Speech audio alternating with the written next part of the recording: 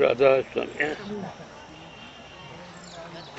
लगा मेरी नैया सतगुरु पार, लगा मेरी नैया सतगुरु पार। मई बही जात जग से धार, मई बही जात जग से धार, जग से धार, जग से धार। लगा मेरी नैया सतगुरु पार, लगा मेरी नैया सतगुरु पार। तुझ बिन जाऊं को कड़ियार, तुझ बिन जाऊं को कड़ियार। लगा दो डूबी खेप किनार, खेप किनार, खेप किनार। लगा मेरी नैया सतगुरु पार, लगा मेरी नैया सतगुरु पार। सहेली मत तू मन में हार, सहेली मत तू मन में हार। दिखाऊं जग का वार और पार, वार और पार, वार और पार। लगा मेरी नैया सतगुरु पार, लगा मेरी नैया सतगुरु पार। चढ़ाऊ सूरत उलटी धार, चढ़ाऊ सूरत उलटी धार। शब्द संग के उतार पार, उतार पार, उतार पार। लगा मेरी नैया सतगुरु पार, लगा मेरी नैया सतगुरु पार। गुरु को धर ले ही ये मजार, गुरु को धर ले ही ये मजार। नाम धुन घट में सुन जनकार, सुन जनकार, सुन जनकार। लगा मेरी नैया सतगुरु पार, लगा मेरी नैया सतगुरु पार। तारेंगे उठती बारंबार, तारेंगे उठती बारंबार। भंवर पड़ते बहुत अपार, बहुत अपार, बहुत अपार। लगा मेरी नैया सतगुरु पार, लगा मेरी नैया सतगुरु पार। मेर से पहुंची 10वें द्वार, मेर से पहुंची 10वें द्वार। राधा स्वामी दीना पार उतार, पार उतार, पार उतार। लगा मेरी नैया सतगुरु पार, लगा मेरी नैया सतगुरु पार।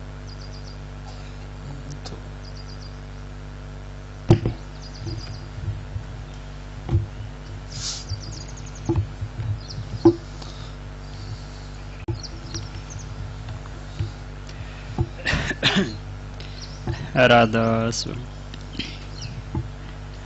वाणी संत कबीर साहिब जी के साकियां नाम का अंग।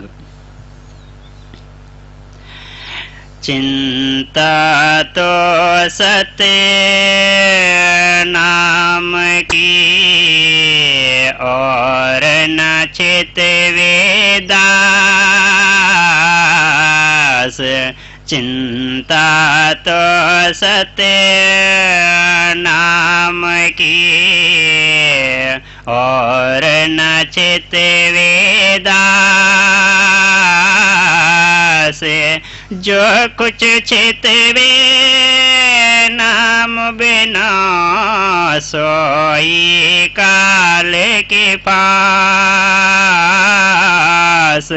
सोई काल की पास। ये परम संत सदगुरु कबीर साहब जी की वाणी है। सब संतों ने ये मानव शरीर की बड़ी महिमा गाई है।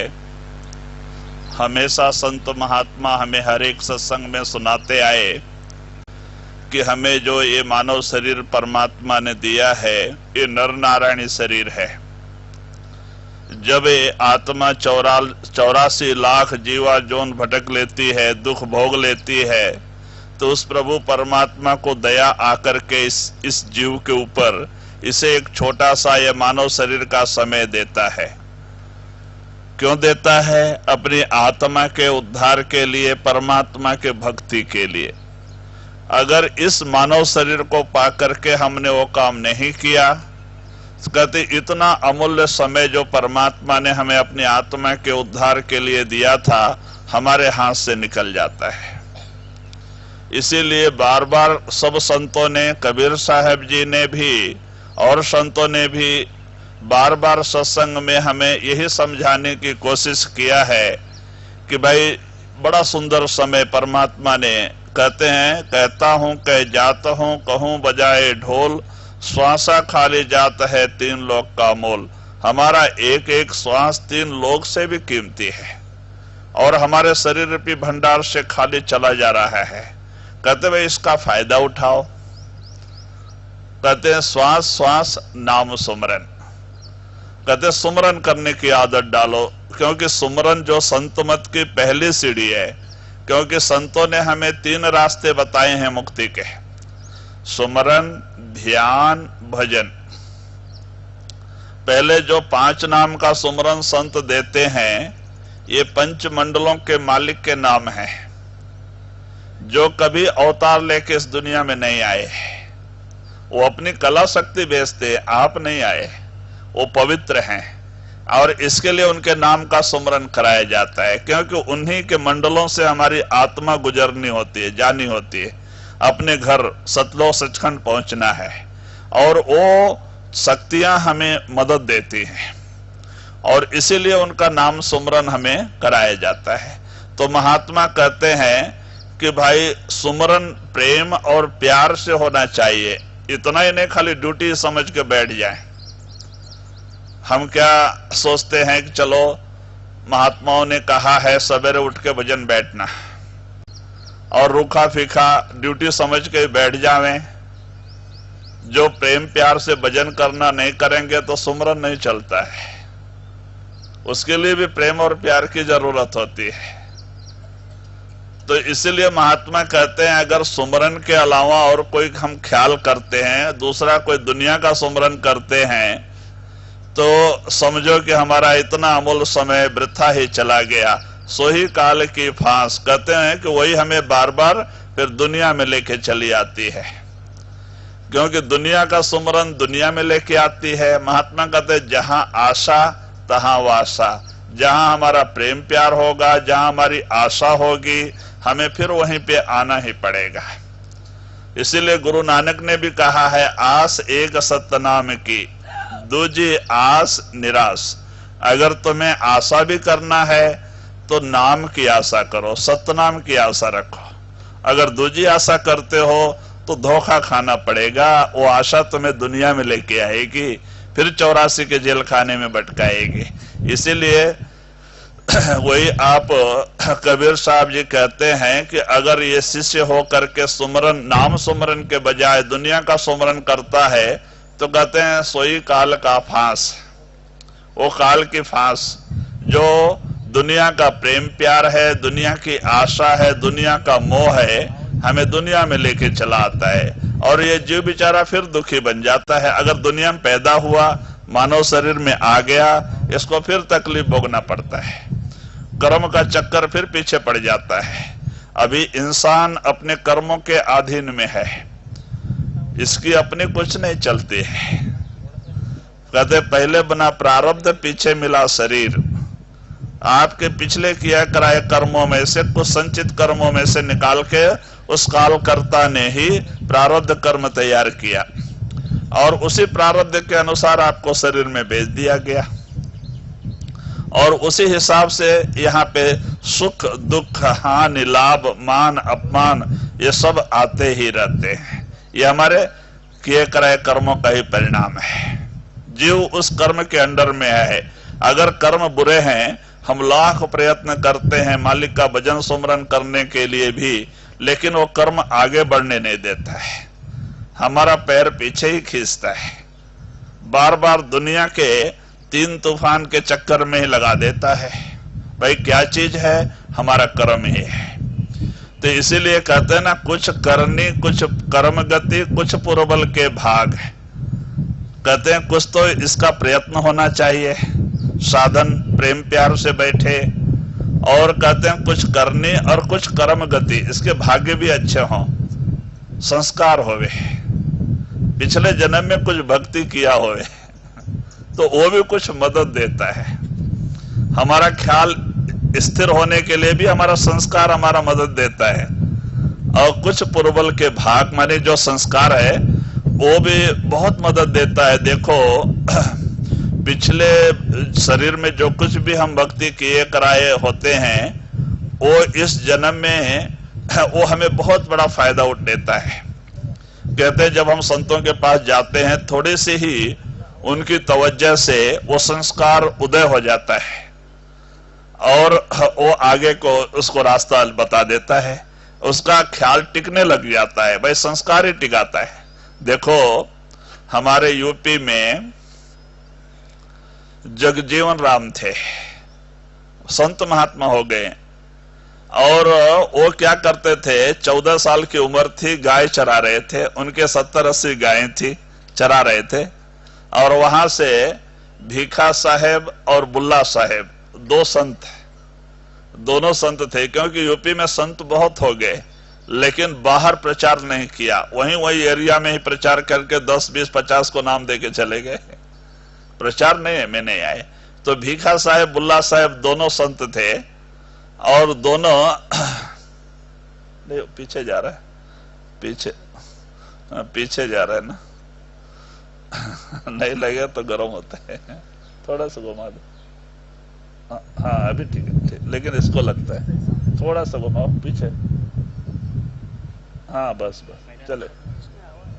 हाँ अभी नहीं आएगा ना। हाँ। तो वही बुल्ला साहेब और भीखा साहेब दोनों संत थे, दोनों मिल के जा रहे थे, और ये लड़का गाय चरा रहा था। दोनों ने देखा ये संस्कारी आत्मा है और इसको जागृत करना चाहिए।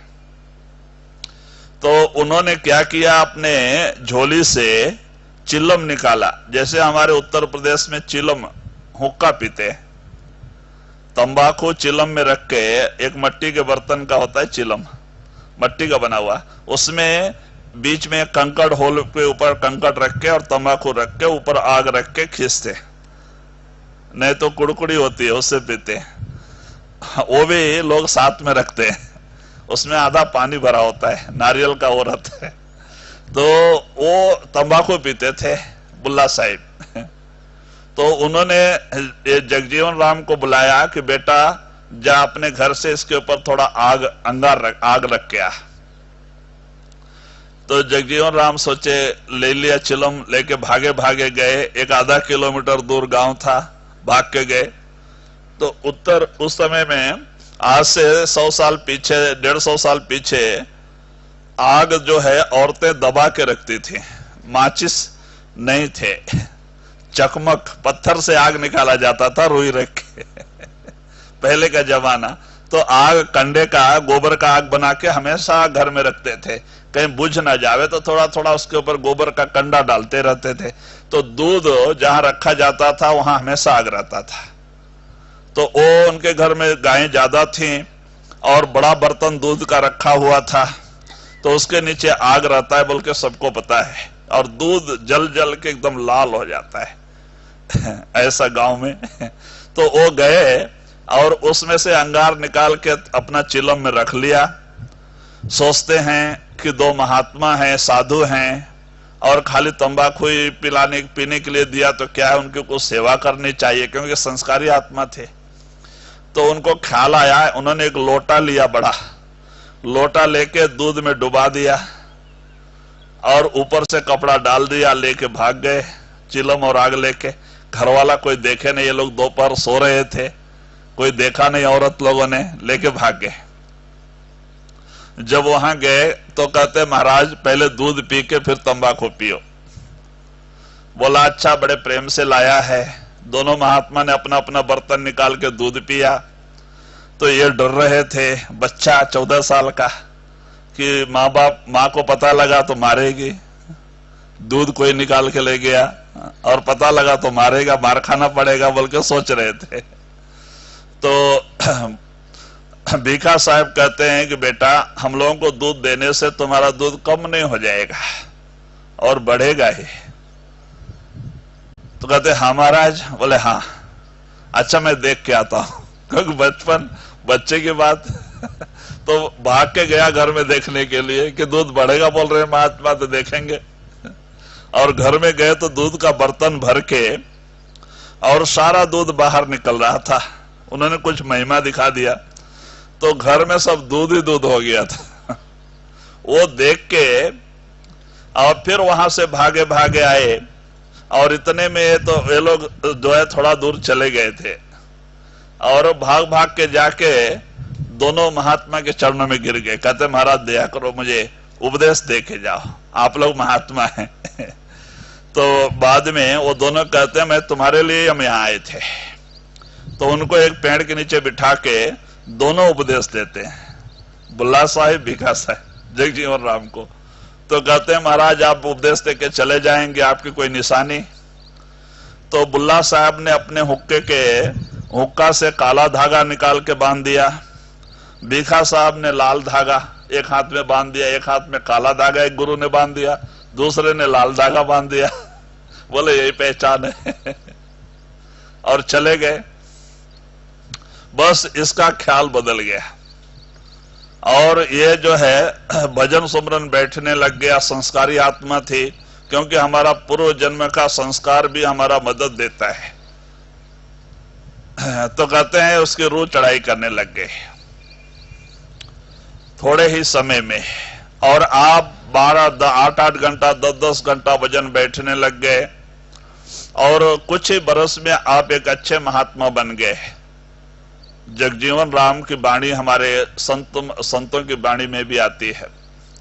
बड़े अच्छे महात्मा हो गए हैं, और उन्होंने बहुत काफी दिन तक उन्होंने संत मत का प्रचार किया। तो उनका मत में यही रिवाज था कि जिसको नाम देते थे वो एक हाथ में काला धागा और एक हाथ में लाल धागा बांधते थे। जो गुरु ने उनको बांधा था उनके सारे शिष्यों में वही एक चली गई। तो इस तरह से जगजीवन राम एक अच्छे संत महात्मा हो गए। तो कहने का मतलब जो संस्कारी आत्मा होती हैं, संत उनको जरूर अपने शरणों में खींचते हैं। उसका कोई न कोई जरिया जरूर हो जाता है, लेकिन हमारा संस्कार हमें भक्ति में मदद देता है और उससे हमारी भक्ति जल्दी कामयाब होता है। तो इसीलिए कहते हैं कुछ तो प्रयत्न होना चाहिए। हम प्रयत्न के बगैर गुरु से कृपा चाहें तो नहीं मिलेगा। देखो महात्माओं ने रात रात भर जागा। हम बार बार कहते हैं, सावन सिंह महाराज 8-8 घंटे, ब्रिटिश गवर्नमेंट का समय था जब हिंदुस्तानियों से बहुत सख्त ड्यूटी ली जाती थी। तो आप इतना सख्त ड्यूटी बजा के भी रात रात को खड़ा होके बैरागन बना के खड़ा होके भजन सुमरन करते थे। भाई प्रयत्न तो अपने हाथ में है, दया करना गुरु के हाथ में है। जब हम प्रयत्न ही नहीं करेंगे तो मालिक किसके ऊपर दया करेगा? तो कहते हैं कुछ करनी, कुछ कर्म गति, कुछ प्रबल के भाग, कुछ तो प्रारब्ध, कुछ संस्कार और कुछ करने। तो कहते ये सारा मिलके ही उसका कामयाबी हासिल होती है, नहीं तो हमारे कर्म हमें पीछे खींचते रहते हैं। हमें कभी वो ख्याल भी आने नहीं देते हैं भाई हमें भी भक्ति करना है, हमें अपने घर लौट के जाना है, हमें मुक्ति पाना है। तो इसीलिए कबीर साहब जी इशारा देते हैं, चिंता तो सतनाम की और हाँ, चिंता तो सतनाम की और न चितवे दास, जो चितवे नाम बिना सोई काल की पास। हाँ, कहते हैं भाई अगर दास होकर के हम नाम के बगैर और कोई चिंता करते हैं तो कहते हैं सोई काल की फांस, तो वही हमें बंधन का कारण बन जाता है। फिर बार बार दुनिया में लेके आ जाता है। हमारा प्रेम, दुनिया का प्रेम प्यार, दुनिया की चिंता फिर हमें दुनिया में लेके आती है, फिर दुखी बना देती है। जी, सतनाम को सुमिरते उधरे पतित अनेक, सतनाम को सुमिरते उधरे पतित अनेक, कह कबीर नहीं छाड़िए सतनाम की टेक, सतनाम की टेक। तो वही कबीर साहब जी कहते हैं कि भाई सतनाम के सुमरते उधरे पतित अनेक। सतनाम का सुमरन करके कैसे कैसे पापी लोग भी महात्मा बन गए, कैसे कैसे पापियों का भी उद्धार हो गया। हमारे महाराज सोमनाथ महाराज ने भी भजन में भी उन्होंने लिखा है, गणिका अजामिल जैसे पापी नाम अनेकन तारी, पतित पावन नाम निर्मल तुम क्यों चले विसारी। कहते हैं उस नाम ने गणिका अजामिल सदन, अजामिल पापी था, सदन कसाई था, गणिका वेश्या थे, लेकिन ऐसे ऐसे लोग भी उस नाम का सुमरन करके महात्मा बन गए, उनका भी उद्धार हो गया। तो कहते हमारा आपका उद्धार होने में क्या बड़ा बात है? कहते नहीं, लेकिन सुमरन कर गए। उन्होंने रात दिन उस मालिक के नाम से प्रेम प्यार जोड़ लिया और नाम ही उनको बेड़ा पार कर दिया। नाम बड़ी ऊंची चीज है, लेकिन उसके रात दिन उसी की याद में होना पड़ता है। कहते हैं नाम बड़ी ऊंची चीज है जो संतों ने हमें दिया है, लेकिन उसके सुमरन करने से उसमें जो विशेषता है, जो ताकत है, हमें उसका पता चलेगा। खाली नाम लेके बैठ जाने से कुछ पता नहीं चलता है। चाहे कितना वर्ष भी हम रह जाएं, हमारे अंदर परिवर्तन नहीं आता है, लेकिन हम सुमरन करेंगे, हमारे अंदर जरूर परिवर्तन आएगा। नाम बड़ी ऊंची चीज है। कहते भाई कुछ नहीं तो राम राम कृष्ण कृष्ण कह के भी कुछ लोग देखो रिद्धि सिद्धि प्राप्त कर लेते हैं। कोई भी नाम हो, अगर प्रेम प्यार से हम सुमरन करते हैं तो रिद्धि सिद्धि तक तो जरूर मिल जाती है। मुक्ति तो सतनाम में है। कहते भाई भुक्ति मिल जाती है। जो ऋषियों मुनियों ने, योगियों ने नाम का जाप किया तो उनका नाम निष्फल नहीं गया। कहते हैं जब तप से राज से नरक, वो भी राजा महाराजा बन के पैदा हुए, उन्होंने सुख भोगा, उनका नाम निष्फल नहीं जाता है। और उसमें कुछ कमी रह गई तो सेठ साहूकार बन के आ जाते हैं, और कुछ कमी रह गई तो कहते भाई इस तरह से, और तपस्या पूरा हो गया तो राजा महाराजा बन के आ जाते हैं। तो इस तरह से कहते हैं जो भी कुछ सुमरन करते हैं उसका फल मिलता है। लेकिन जो संत नाम देते हैं ये तो हमें इस भवसागर से पार करने का मंत्र है। कहते हैं वो हमें इस भवसागर से पार कर देता है। तो इसीलिए कहते हैं प्रेम और प्यार से, वही कबीर साहब जी सारी एक जगह कहते हैं ना, सुमरन से सुख होता है, सुमरन से दुख जाए, कहे कबीर सुमरन करे तो साईं में ही समाये। अगर हम दुनिया में सुख और शांति की आशा रखते हैं तो सुमरन करना चाहिए। सुमरन करने से हमारे पाप परिहार होते चले जाते, पाप कटते जाते हैं। और जैसे जैसे पाप कटेंगे हमारे अंदर शांति आएगा, हमें सुख और शांति मिलेगा। और जब तक वो कर्म बाकी रहेंगे तो उसका भुगतान तो हमें करना ही पड़ेगा, बीमारी के रूप में, तकलीफ के रूप में और कोई नुकसान के रूप में। हमारे कर्म ही वो जो है वो हमारे सामने आते हैं। तो इसीलिए महात्मा कहते भाई सुमरन करो, उसमें आपका कुछ खर्चा नहीं जाता है। खाना खाते समय, रास्ता चलते समय, खेत में काम करते समय अगर सुमरन की आदत डाल लें तो हम बहुत कुछ तकलीफ से बच जाए। लेकिन मन सुमरन से जुड़ना नहीं चाहता, दुनिया का सुमरन करेगा, नाम का सुमरन की तरफ जाना नहीं चाहता। तो कहते भाई जिसमें सुख और शांति है उस तरफ उसको करेंगे नहीं तो शांति कैसे मिलेगा। हम सुख और शांति धन दौलत में ढूंढते हैं, मान बढ़ाई में ढूंढते हैं, इस दुनिया के राज्य में ढूंढते हैं। तो महात्मा कहते हैं ना सुख कहते हैं कि मान बढ़ाई में है, ना राज्य में है, ना धन दौलत में है। सुख और शांति उस मालिक के नाम में है। कहते हैं जब तक हम उस मालिक के नाम के रंग में नहीं रंगेंगे हमें कभी दुनिया में सुख और शांति नहीं मिलेगी। आप देखो जिन महात्माओं ने सुमरन से प्रेम प्यार किया, मालिक का नाम सुमरन किया, तुकाराम जी, नामदेव जी और भी सक्कूबाई, माने जिन लोगों ने उस मालिक से नाम से प्रेम प्यार किया उन्हीं को सच्चा सुख और शांति मिला। उनका नाम भी अमर हो गया और उनकी आत्मा भी अमर हो गई। भाई भक्ति करने से, मालिक का नाम सुमरन करने से। और बाहर का चीज करोड़ भी कमा के गए ऐसे लोग जिन्होंने दुनिया का सामान जमा किया, लाखों करोड़ रुपए कमाए, इज्जत कमाए, देखो उनका नामो निशान भी नहीं दुनिया में। तो नाम कैसे होता है? उस नाम की कमाई से। तो कहते भाई आत्मा भी अमर हो जाती है, नाम भी अमर हो जाता है उस मालिक के नाम सुमरन करने से। और दुनिया का सामान से कहते ना धन दौलत से चाहे कितना करोड़ रुपए जमा कर लो लेकिन फिर भी आपका नाम नहीं रहेगा, आपको शांति नहीं मिलेगी। जितना धन बढ़ेगा उतना अशांति बढ़ेगी, शांति नहीं अशांति बढ़ेगी। तो कहते जितना मान बढ़ाई आपको ऊंचा पद मिलेगा उतना अहंकार भी बढ़ेगा, उतना ही हम दुखी बनेंगे। तो इसीलिए महात्मा कहते हैं अगर हम इस दुनिया में सुख और शांति चाहते हैं तो एक ही है, नाम सुमरन। हम सुमरन के पीछे पड़ जाएं, खाना खाते समय सुमरन, रास्ता चलते समय सुमरन, कारोबार करते समय सुमरन, काम बन गया। आपको घर बार छोड़ने की जरूरत नहीं, बाल बच्चे छोड़ने की जरूरत नहीं, कहीं जाके मंदिर मस्जिद में रहने की जरूरत नहीं।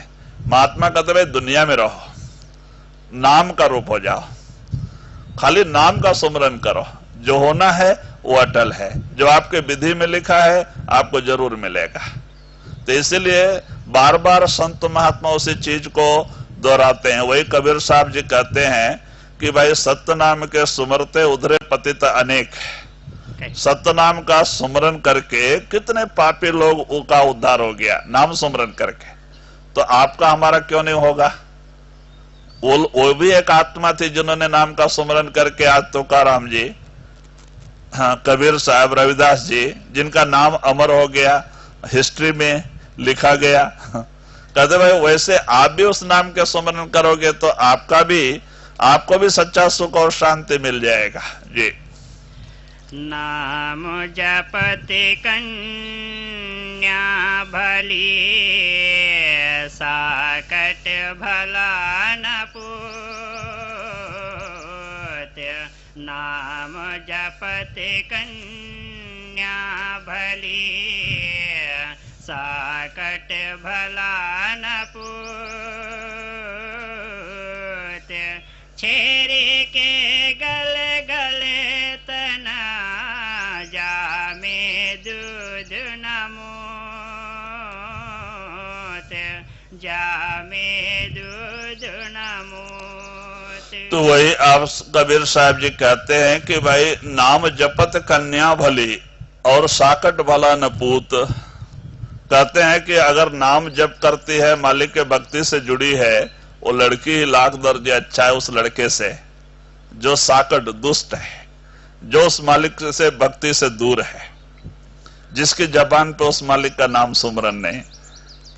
वैसा लड़का पुत्र भी होके कोई फायदा नहीं, उससे तो लाख दर्जे वो लड़की अच्छी है जो मालिक का नाम सुमरन करते हैं, क्योंकि वो आत्मा तो उद्धार हो जाएगी, मालिक में तो जाके समाएगी। तो इसीलिए कहते हैं कि ऐसे लड़कों से फायदा क्या है, जैसे बकरे के गले में वो दो उसके थन जैसे ही लटकते रहते हैं। बकरे के गले में कहीं कहीं आपको दिखाई देता है, उसमें ना मूत्र रहता है ना दूध रहता है, फायदा क्या है। तो कहते हैं ऐसे उस भक्ति के बगैर लड़का भी है तो फायदा क्या है। अगर लड़की है वो मालिक का नाम सुमरन से जुड़ी है, वो लाख दर्जे अच्छा है क्यों, उद्धार तो हो जाएगा। तो कहते भाई लोग आजकल क्या करते हैं, लड़की हुआ तो दुखी हो जाते हैं, लड़का हुआ तो सुखी होते हैं, माने खुशी मनाते हैं। महात्मा कहते भाई सब आत्मा तो आत्मा ही है, उसमें ना कोई कहते हैं कि वो सब परमात्मा का अंश है, आत्मा ना स्त्री है ना पुरुष है। तो कहते जो आत्मा उस मालिक के भक्ति से जुड़ा है वो आत्मा का दुनिया में आना सफल हो जाता है। हाँ, चाहे इस लड़की के शरीर में हो चाहे लड़के के शरीर में हो, कहते वो जाके अपने पिता परमात्मा से मिल जाते हैं। आत्मा तो स्त्रीलिंग है, सारी आत्मा, चाहे वो पुरुष के शरीर में हो चाहे लड़की या स्त्री के शरीर में हो, आत्मा तो स्त्री ही है। एक बार मीराबाई जब वो चली गई, यहाँ मथुरा वृंदावन में जाके एक झोपड़ी बना के भजन करने लगी, तो कुछ दूर पे ही नरहरि दास जी का आश्रम था। स्वामी नरहरि दास जो तानसेन के गुरु थे, वो अकबर बादशाह के पास तानसेन जी अच्छे गायक थे। अगर तानसेन गाना भी गाने लगे, बरसात नहीं तो बरसात हो जाती थी। बड़ा राग और गायन में तानसेन का नाम अमर है। और उनके गुरु कौन, नरहरि दास। और वो कृष्ण भक्त थे, तो उनके आवाज इतनी सुरीली, इतना मधुर कि जब नरहरि दास जी भजन बोलने, क्योंकि वो कमाई वाले महात्मा थे, उनकी रूह अंदर गई थी और वो प्रेम के में मस्त होकर के जब भजन बोलने लगे, तो कहते हैं कि परमात्मा माने वो कृष्ण की आराधना करते थे, कृष्ण स्वयं प्रकट होकर उनके सामने नाचते थे। कृष्ण ही प्रकट होकर नाचते थे। तो एक बार इन्होंने माने कि जो तानसेन ने अपने गुरु की महिमा बीरबल के आगे कहा, तो अकबर के सामने कहा अपने गुरु की महिमा। तो कहते भाई फिर अपने गुरु का दर्शन मुझे भी कराओ। कहते महाराज वो तो मथुरा में रहते हैं। कहते चलेंगे। तो फिर दोनों मिल करके जाते हैं। ये बादशाह भेष चेंज करके जाता है दर्शन करने के लिए, और जाकर के वहां जाके वो गुरु को दंडोत नमस्कार करते हैं, दोनों बैठते हैं। तो अकबर बादशाह प्रार्थना करता है कि महाराज कुछ भजन बोलो, आप अपना संगीत सुनाओ। तो बोलते हैं भाई संगीत नहीं, मैं भजन बोलता हूं। क्योंकि वो भक्त थे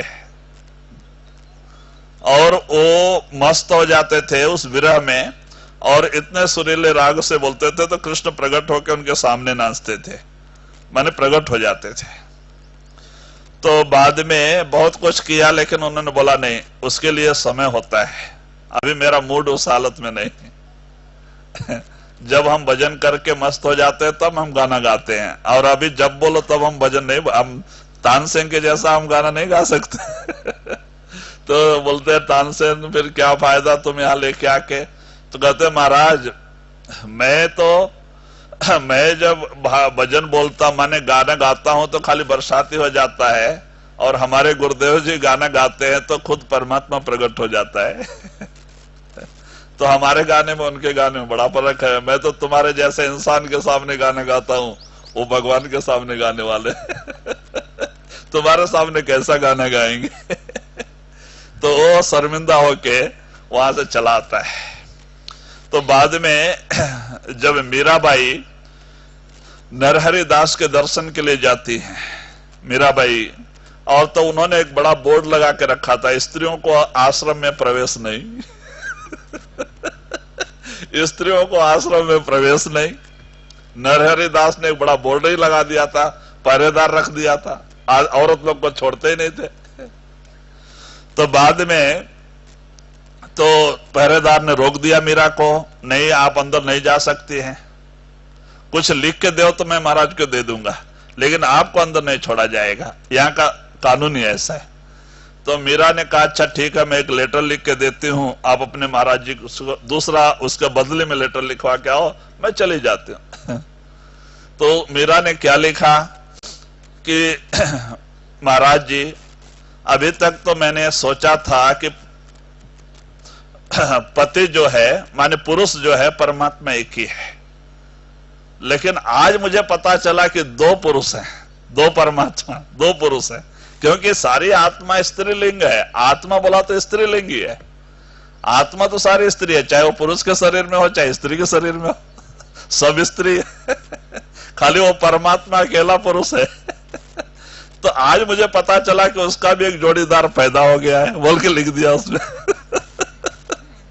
इतना कहते उनको शर्म लग गई, क्योंकि वो भी शरीर में है, वो भी आत्मा ही है। तो उनको शर्म लग गई कि ये बड़ी समझदार है, कमाई वाली महात्मा है। तो उन्होंने वो पर्दा, वो जो बोर्ड है वो हटा दिया, और तब से सबका आना जाना चालू हो गया। तो कहते भाई सारी आत्माएं चाहे पुरुष में हो चाहे स्त्री में हो, सब स्त्री ही है, स्त्रीलिंग है। आत्मा तो आत्मा स्त्रीलिंग, परमात्मा खाली एक ही पुरुष है। सब आत्मा का पुरुष परमात्मा एक ही है, और आत्मा तो आत्मा ही है। तो इसीलिए कबीर साहब जी कहते हैं कि नाम जपत कन्या भली और साकट भला नपूत। कहते नाम जप करने वाला अगर वो लड़की है, कन्या है, तो लाख दर्जे अच्छा है उस लड़के से जिसकी जबान पे उस मालिक का नाम सुमरन ने। जी कंचन मंदिर नाम जपत दारिद्र्य भला, टूटे घर की छान। नाम जपत दारिद्र्य भला, टूटे घर की छान। कंचन मंदिर जारे दे, जहाँ गुरु भक्ति न जान, गुरु भक्ति न जान। तो वही कबीर साहब जी कहते हैं नाम जपत दरिद्री भला, दरिद्र भला। कहते नाम जप करने वाला वो दरिद्र होवे, भले उसको खाने पीने के लिए तकलीफ हो, दरिद्र मांग के भी खाता है, लेकिन वो मालिक का नाम स्मरण करता है, वो लाख दर्जे अच्छा है। किससे? जिनके राजमहल हैं, हाथी घोड़े हैं, सोने के महल हैं, बड़ा सुंदर शरीर है, लेकिन उनसे वो लाख दर्जे अच्छा है जो झोपड़ी में रहता है, खाने के लिए मुहताज है। क्यों? उस मालिक के नाम सुमरन से जुड़ा है, वो आत्मा का उद्धार तो होगा, वो अपने पिता परमात्मा की गोद में तो जाके समाएगा, मुक्त तो हो जाएगा।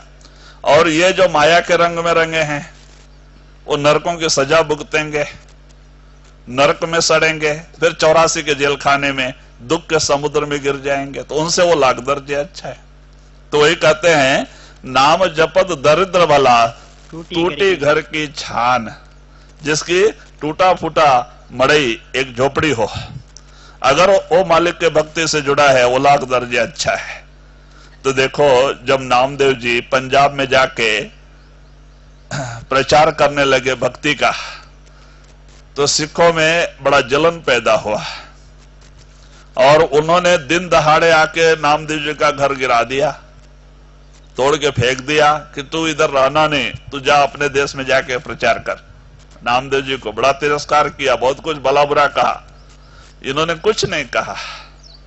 एक पेड़ के नीचे जाके बैठ के भजन बैठ गए, और बाद में वो लोग गिरा के भला बुरा कह के चले गए। महात्मा ने कुछ नहीं बोला, चले गए, और आप भजन करते रहे, मालिक तेरी मर्जी, तू जैसे रखे मैं वैसे राजी। भक्त को कोई दुख नहीं, क्योंकि जिन्होंने सब कुछ अपना गुरु का समझ लिया, परमात्मा का समझ लिया, उसको दुख कहां? जब अपना है तो दुख है, वो ज्यादा कम होते रहता है, उसमें दुख है। अगर गुरु का है बढ़ गया तो गुरु का बढ़ गया, घट गया तो गुरु का घट गया, गया तो परमात्मा का गया। तो वो तो अपना भजन गाते बैठे थे। तो अब मालिक को सब भक्तों की लाज है, जिसने तन मन धन सब कुछ गुरु परमात्मा को दिया है उसको उसकी लाज है। तो रात रात को देवदूत ऊपर से आ गए और पहले से लाख दर्जे अच्छा घर बना दिए। देवलोक के काम करने वाले पहले से लाख दर्जे अच्छा घर बना के चले गए। जब सवेरे सिख लोग देखते हैं दंग रह गए। अरे तो पहले तो कुछ ऐसा वैसा ही झोपड़ी थी, अभी तो बड़ा अच्छा सुंदर बंगला बना के चले गए। तो वो जाकर के नामदेव पेड़ के नीचे ही बैठे थे, अभी तक घर में भी नहीं आए थे। तो उनसे जाके पूछते हैं कि महाराज ये जो बनाने वाले कारीगर हैं ये कहाँ मिलते हैं, क्या मजदूरी लेते हैं? तो नामदेव एक भजन के रूप में नामदेव जी बोलने लगे भजन के रूप में कि वो कारीगर यहाँ मिलने वाले नहीं और वो कारीगर खाली धन देने से ही आके काम करने वाले नहीं, उनकी जो पगार है बहुत ज्यादा है। क्या? तन मन धन सब कुछ उनको दे के उनका बनना पड़ जाता है, तब तो वो कारीगर आते हैं। खाली धन देने से ही नहीं मिलते, तन मन धन तीनों देने के उनका बनना पड़ता है, तब वो कारीगर आते हैं। तो कहते इस तरह से उन्होंने वहां पे लास्ट उम्र तक उन्होंने संत मत का प्रचार किया नामदेव जी ने, पंजाब में घुमान में। आज भी वहां उनकी समाधि मौजूद है, घुमान में है नामदेव जी का समाधि वहीं पे उन्होंने चोला छोड़ा। और उनकी वाणी बड़े प्रेम से आज ग्रंथ साहब में, वही ग्रंथ साहब में नामदेव जी की वाणी बड़े प्रेम से लिखी गई है। वो संत महात्मा हो गए। कहां जाके? विसोबा खेचर के पास। किसने भेजा? विट्ठल ने भेजा। जब गुरु के पास गए, गुरु ने अंदर जाने का रास्ता तरीका बताया, नामदेव जी भी साधन किया, उनकी रूह चढ़ाई कर गई और वो महात्मा बन गए। तो वही कहते हैं भाई इस तरह से नाम जपत दरिद्र भला, टूटी घर की छान।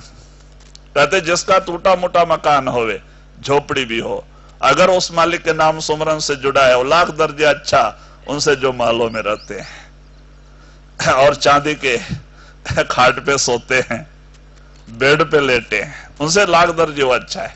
क्योंकि आत्मा तो मुक्त हो जाएगी, सुख के समुद्र में तो जाके समाएगी और ये दुख के समुद्र में गिरेंगे। जी।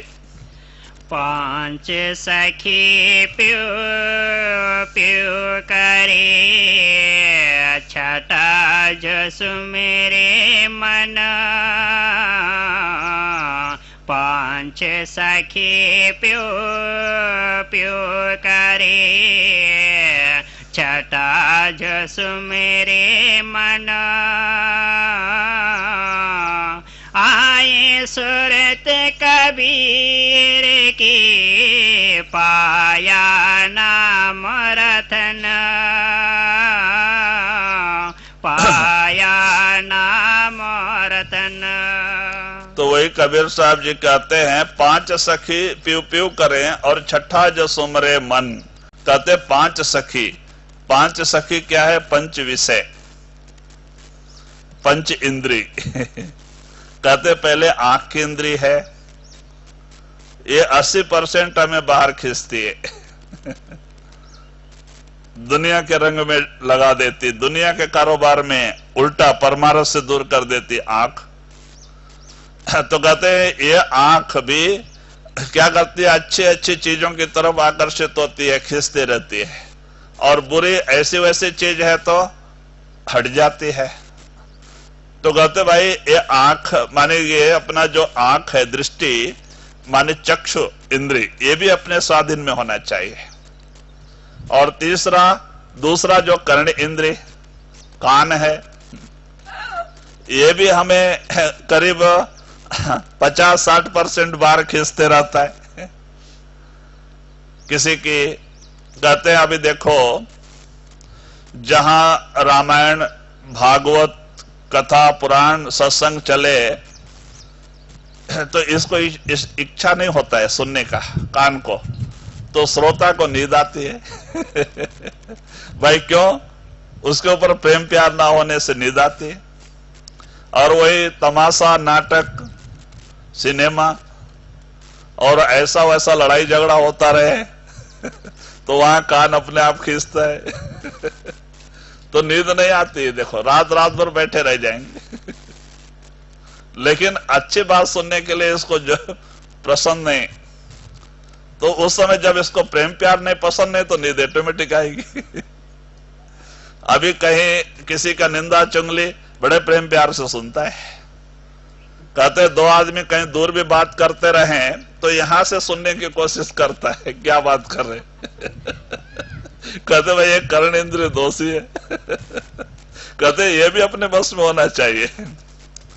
और तीसरा कहते हैं कि नासिका इंद्रिय, ये भी क्या करती है, अच्छे अच्छे सुवास, अच्छी अच्छी चीजों की तरफ आकर्षित होती है और दुर्गंधी ऐसी वैसी चीज से मुंह घुमा लेती है तो कहते भाई ये भी हमारे बस में होनी चाहिए। और चौथा जिह्वा इंद्रिय, जिह्वा इंद्रिय ये भी बहुत प्रबल है कहते हैं कि ये भी हमें अपने बस में बनाए रखी हुई है। कहते हैं भगत को किस तरह से रहना चाहिए, मालिक के मौजे में। जो भी रूखा सूखा समय पे सामने आता है गुरु का प्रसाद समझ के खाना चाहिए नहीं तो थोड़ा नमक मिर्ची मसाला ज्यादा कम हो गया तो लड़ाई झगड़ा भाई क्या जिह्वा इंद्रिय थोड़ा सा अच्छा चटपटा ऐसा वैसा मिल गया तो डबल कहते भाई फिर भजन कहां से बने कहते चाहे भला या बुरा, लेकिन कहते हैं कि इसको भी अपने बस में रखना चाहिए। कहते हैं कि देखो संत महात्मा भी वो हमारे जैसे ही दुनिया में आके रहते हैं, उनके सामने कहते वो कुछ भी मिले रूखा सूखा और खट्टा मीठा जैसा बेगर नमक का भी वो प्रेम प्यार से खाते हैं। उनको क्योंकि वो अपना ख्याल उस नाम से जोड़ के रखते हैं। हम अपना ख्याल खाने के ऊपर रखते हैं, अन्न के ऊपर रखते हैं, तो उसमें जो है वो आकर्षित करता है। अगर वही ख्याल नाम के ऊपर हो गए तो सब एक ही जैसा हो गया तो कहते उनको कुछ पता भी नहीं चलता है ये अलोना है या नमक ज्यादा है या अलोना नमक कम है। कहते हैं वो ऐसा, तो कहते ये जिह्वा इंद्रिय भी ये भी अपने बस में होनी चाहिए। तो कबीर साहब ने कहा है ना, कबीर छुदा है कुकरी करत भजन में भंग, या को टुकड़ा डार के भजन करो निसंग कबीर साहब कहते हैं ये पेट भी कुत्ती है, इसका मत सुनो। खाने को बैठो एक लिमिट बना लो, उतना ही खाओ, चाहे अच्छा हो या बुरा हो उतना ही खाओ। ज्यादा कम खाते पीते रहोगे तो आपका संतुलन नहीं बनेगा, भजन सुमरन नहीं होगा। और ज्यादा खाने से इंसान पशु बन जाता है, हैवान बन जाता है और कम खाने से इंसान देवता बन जाता है। क्योंकि भजन सुमरन करने के लिए कम खाना, कम बोलना, कम चलना, माने ये सब भी जरूरी होती है। कम बोलने, ज्यादा बोलने से भी हमारी इंद्रिय कहते हैं कि एक तरह से थकान महसूस होता है। तो कम बोलना, उतना ही बोलना जितना जरूरी होता है। तो कहते ये सारे चीजों को अपने बस में रख के ही परमार्थ के रास्ते पे चलना पड़ता है। और जो कहते हैं कि ये चौथा है पांचवा स्पर्श इंद्रिय ये सारे ही अपने बस में हो गए। तो इसीलिए ये पांच को कहते हैं कि पांच सखी प्यू प्यू करे। अगर ये पंच इंद्रिय भी उस मालिक के नाम के रंग में रंग गई और छठा जो सुमरे मन, छठवां मन पंच विषय और मन, अगर ये भी उस मालिक के नाम के रंग में रंग गए, परमात्मा को बुलाने की जरूरत नहीं, वो अंदर ही बैठा है। जब ये सारे इंद्रिय हमारे बस में आ गए और कहते हैं कि सब मालिक के नाम के साथ जुड़ गए, मन भी और ये इंद्रिय भी, तो कहते तत्काल कहते हैं आयु सूरत कबीर की पायो नाम रतन। पायो नाम रतन। कहते हैं कि वो मालिक की सुरत धार जो नीचे उतरी हुई है वो धार प्रकट हो जाती है, उसी को संत नाम कहते हैं। अमूल्य चीज जिसको पाके मीरा दीवानी बन गई। मीरा जब रविदास के पास गई और उसने भजन सुमरन किया, उसकी रूह अंदर गई, तो मीरा मस्त हो गई। क्या कहती? पायो जी मैंने नाम रतन धन पायो, वो नाम रूपी रत्न धन मुझे मिल गया। क्योंकि नाम की कोई कीमत नहीं, हीरे जवाहरात की कीमत है, नाम की कोई कीमत नहीं। तो कहती पायो जी मैंने नाम रतन धन पायो, वस्तु अमोलक दई मेरे सदगुरु कृपा कर अपनायो, पायो जी मैंने नाम रतन धन। मस्त हो गई मीरा। कहते भाई वो मिलके नाम प्रकट होके ही जीव मस्त हो जाता है, इसकी सारी आशा तृष्णा खत्म हो जाती है और ये बेपरवाह हो जाता है। जब इसकी आशा तृष्णा खत्म हो गई, इसको सच्चा सुख और शांति मिल जाता है। जब तक आशा और तृष्णा है, शांति कहां? तो कहते ये दोनों नाम प्रकट होने से ही खत्म होता है जी। तू करता तू भया मुझ में रहे न हो, तू करता तू भया मुझ में रहे न हो, वारे तेरे नाम पर जित देखो तित तू, जित देखो तित तू। तो वही कबीर साहब जी आप इशारा देते हैं कि भाई जिन लोगों ने सब कुछ गुरु को अर्पित करके, परमात्मा को अर्पित करके परमात्मा के बन गए, कहते हैं वो परमात्मा के हो गए। जिन्होंने सब कुछ गुरु को अर्पित किया वो गुरु के बन गए, गुरु उनका बन गया। तू करता तू भय, मुझ में रहे, हाँ मुझ में रहे न हूं, अहंकार का लवलेश नहीं वहां पे। जब सब कुछ गुरु का समझ ले, मालिक का समझ ले, तो वहां अहंकार कहां? भाई ये शरीर भी उसका है, हमारा मन भी उसका है, हमारा धन भी उसका है, सब कुछ गुरु का दे दिए तो सब अपना क्या रह गया जिसके ऊपर हम अहंकार करें? भाई सब उसका ही है भी ऐसा ही। आने के समय हम खाली हाथ आए, जाने के समय खाली हाथ जाना है, ना कुछ लेके आए ना कुछ लेके जाना है, जो कुछ भी है सब उसका है। और जीव अज्ञान वसात इसे अपना बना के ही दुखी हो जाता है, और इसीलिए अंदर में हमें शिक्षा मिलती है। शिक्षा यानी तकलीफ देते हैं, यमदूत डंडे मारते हैं। भाई जो सामान तुम्हें 4 दिन के लिए दिया गया, तुमने तो उसको अपना कैसे बना लिया? वो डंडे मारते हैं। तुम्हें तो 4 दिन तुम्हारे पिछले कर्मों के हिसाब से दिया गया, तुम्हारा कैसे हो गया? वो डंडे मारते हैं अंदर। इसीलिए इंसान दुखी हो जाता है। तो इसीलिए महात्मा कहते हैं जिन लोगों ने भी, महात्माओं ने तू किया, सब कुछ उस गुरु को, परमात्मा को देके परमात्मा के बन गए, उसमें वो अहंकार खत्म हो गया और वो उसी के रंग में रंग गए। और जिन्होंने इस दुनिया को अपना बनाया और रात दिन इसी दुनिया की चिंता फिक्र में लगे रहे, वो किसी तरफ के ना हुए। कहते दुनिया झूठी है, अंत समय में लात मार देती है, धक्का मार के भेज देती है, साथ में कुछ भी नहीं जाता, बड़ा दर्द होता है। दुनिया छोड़ने के समय बड़ा दर्द होता है। जिस दुनिया को हम अपना बनाए बैठे हैं, जब अंत समय में ये हमारा साथ छोड़ने लगती है तो बड़ा दर्द होता है। अरे मैं तो सब छोड़ के चला, क्योंकि हमने सारी उम्र इसी के पीछे बिताया होता है, मेरा मेरा मेरा मेरा, हम इसी के प्रेम प्यार में अपना समय बिताए होते हैं। जाने के समय बड़ा दर्द होता है, छोड़ने के लिए कोई तैयार नहीं होता है, रहने के लिए ही तैयार होते हैं, मरने के लिए कोई तैयार नहीं होता है। लेकिन एक महात्माओं को, भक्तों को मरने में खुशी होती है। कबीर साहब जी ने भी लिखा है, जा मरने से जग डरे मेरे मन आनंद, कब मरी हो कब पाई हो पूर्ण परमानंद।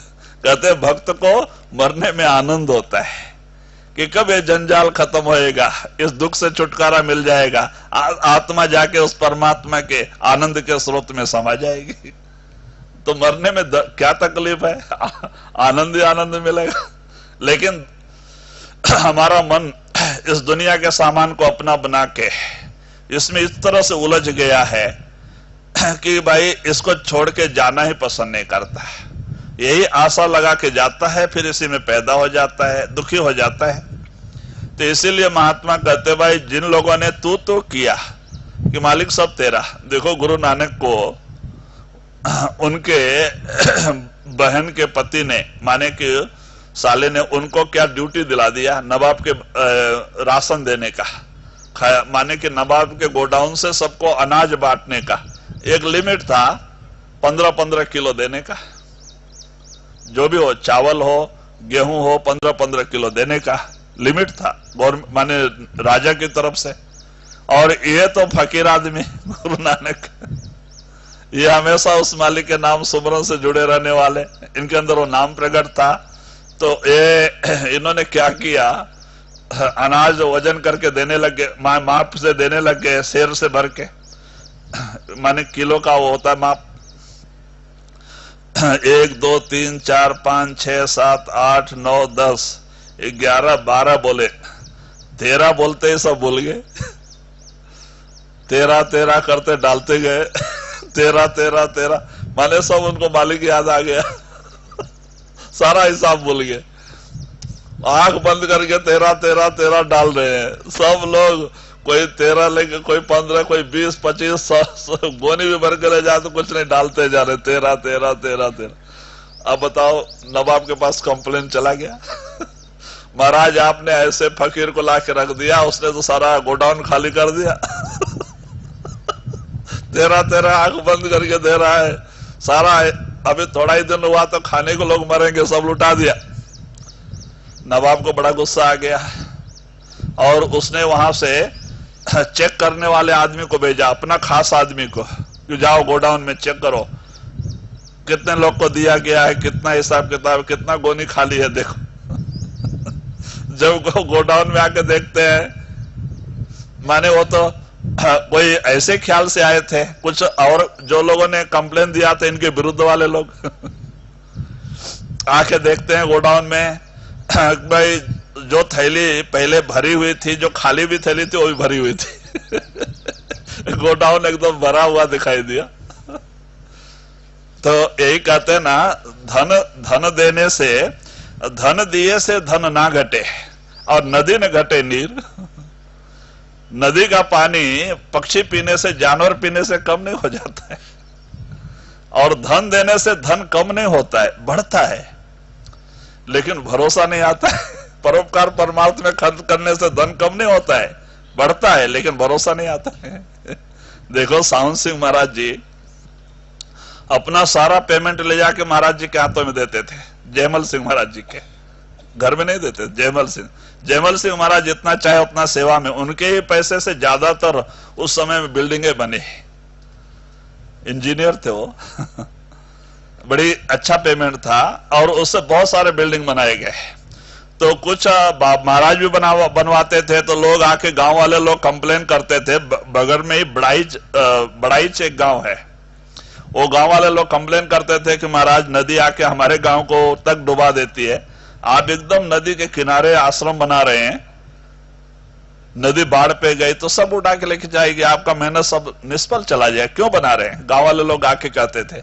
तो सावन सिंह महाराज हाँ उनसे नमस्कार करके कहते थे कि नहीं भाई, अगर गुरुदेव जी एक बार भी अपना चरण रख के चले जाएंगे, मेरा पैसा वसूल हो गया, चाहे वो कल ही गिर जाए हमारे गुरु के ऊपर इतना भरोसा। और उनके पैसे से आश्रम में बहुत सारे बिल्डिंग बने।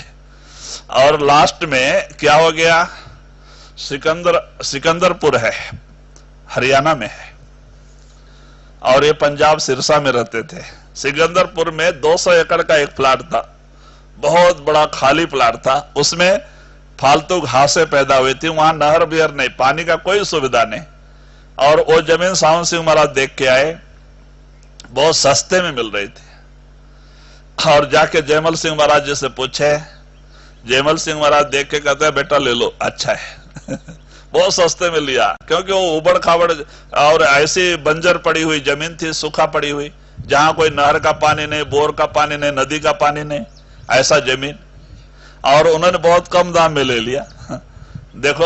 और फिर गुरु की मौत से बीच में से एक नहर आ गई, उनके जमीन के बीचों बीच नहर आ गई, गवर्नमेंट का कुछ ऐसे प्लान ही आया, बीचों बीच नहर, और वो 200 एकड़ सब जलमय हो गया, सब गन्ना लगाने लगे। तो उन्होंने उस गन्ने को बेच के वहां पे एक मिल खुद का बनवा लिया, एक शुगर मिल उनका खुद का है, शक्कर का कारखाना, और 200 एकड़ फार्म है, और 200-250 भैंसे रहती थी उसमें, क्योंकि इतना सारा फसल होता है, चारे का क्या कम है। तो दूध घी जो है जब से भर भर के आता है कैन में, 6 महीने एक बार एक लारी घी बेचते हैं आश्रम सेवा में, शक्कर पूरा फ्री सेवा में। और देखो कैसा जो किया, धन दिया, कहते हैं हम परोपकार परमार्थ में 10 रुपया खर्चा करते हैं, लेकिन वो मालिक हमें 100 रुपए देता है, लेकिन भरोसा नहीं आता है। कबीर साहब लेकिन कहते हैं इसीलिए कि धन देने से कहते हैं कि परोपकार परमार्थ में खर्च करने से धन कम नहीं होता है, धन बढ़ता है। देखो आज वही सावन सिंह महाराज एक उनके समय में एक राजा महाराजा के जैसा, उनका इतना बड़ा जमींदार बन गए, शक्कर का कारखाना खुद का, इतना बड़ा फार्म के मालिक बन गए। भाई जो खर्चा किया मालिक दूसरे रूप में दिया। जो इस तरह से वही आप कबीर साहब जी इशारा देते हैं कि भाई जो तू किया, माने सब तेरा समझ के उस मालिक के ऊपर भार डाल के उसका हो गया। कहते हैं कि वो तो मालिक का बन गया, उसके अंदर अहंकार खत्म हो गया। अहंकार एक ऐसी चीज है जो हमें बार बार दुनिया में लेके आती है, जन्म मरण में भटकाती है। क्या चीज है? मैं मेरी, अहंकार। इस मैं मेरी को खत्म करने के लिए हम गुरु के पास गए, और वहां भी जाके अहंकार ही बढ़ता चला गया। फिर फायदा क्या हुआ?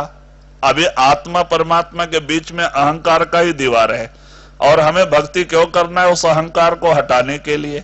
अगर भक्ति में अहंकार ही बढ़ता है तो फायदा क्या? नुकसान ही है। तो कहते भाई जो तू करता गया वो उसका बन गया, वो मालिक का बना, मालिक उसका बन गया। वो सारा कारोबार खुद करता है मालिक। तो वही कहते भाई इस तरह से कबीर साहब इशारा देते हैं कि ऐसे उसके अहंकार खत्म हो जाते हैं और उस गुरु के कृपा का वो पात्र बन जाता है। जी। ज्ञान कथे बके बके मरे, कोई न करे उपाय। ज्ञान कथे बके बके मरे, कोई न करे उपाय। सतगुरु हमसे यों कहे, सुमिरन करो समाय, सुमिरन करो समाय। तो वही कबीर साहब जी कहते हैं कि ज्ञान कथे बक बक मरे, कोई न करे उपाय। खाली बोलते ही चले गए, सुनाते ही चले गए, लेकिन कुछ किए नहीं। तो सुनाना और सुनना किस फायदा, जब आप खुद करनी नहीं, मालिक के नाम से लौ नहीं लगी, मालिक के नाम का सुमरन नहीं, तो खाली कहना और सुनना किस काम का। तो कहते हैं कि वो कोई फायदा नहीं। जैसे पिंजरे में बंद तोता भी राम राम उसको सिखाते हैं लोग, वो भी राम राम सत्य है, राम राम सत्य है रटन करते रहता है, पिंजरे में ही रहता है। राम नाम उसको बाहर नहीं निकालता है। कितना बरस भी वो रटन करके उसमें मर जाता है, लेकिन वो राम नाम उसको बाहर नहीं निकालता है। फायदा क्या? करनी नहीं। तो कहते भाई इस तरह से खाली कहते सुनते ही हमारा समय बीत गया, और उसी में ही अहंकार करके इतना अमूल्य समय बर्बाद कर गए, जबकि सुमरन नहीं किया, फायदा नहीं। तो कबीर साहब सुमरन की महिमा बयान करते हैं कि ये सब कथनी और वदनी से करनी अच्छा है, करनी श्रेष्ठ है। करना सुमरन, नाम सुमरन करना।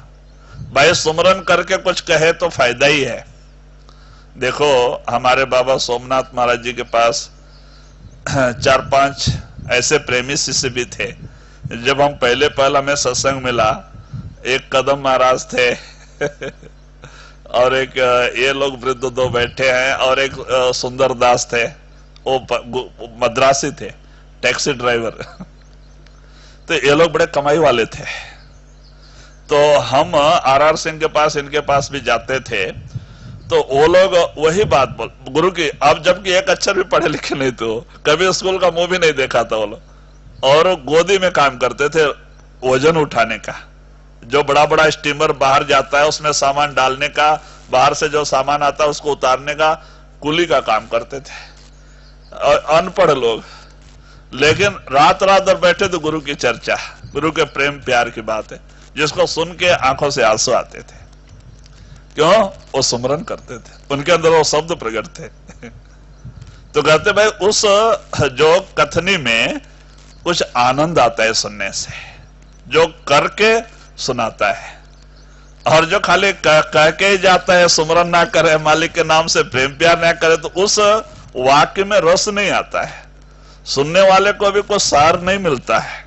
तो इसीलिए वही कबीर साहब जी कहते हैं कि भाई कथनी कथ कथ के ऐसे ही चले गए, मालिक के नाम सुमरन से प्रेम प्यार नहीं किया तो फायदा क्या है? कुछ नहीं। हम लोग दादर स्टेशन के पास में 2 बार सुंदर के पास भी हम लोग गए, तो दादर के पास टैक्सी दादर स्टेशन के सामने खड़ा कर देते थे, तो उधर ही खड़े हो जाते थे। शाम को 10 बजे खड़े हो गए तो सवेरे 4 बज जाता था, किसी को बैठने भी नहीं देते थे, बैठे तो गाली देते थे। बड़ा कड़क आदमी थे वो सुंदर।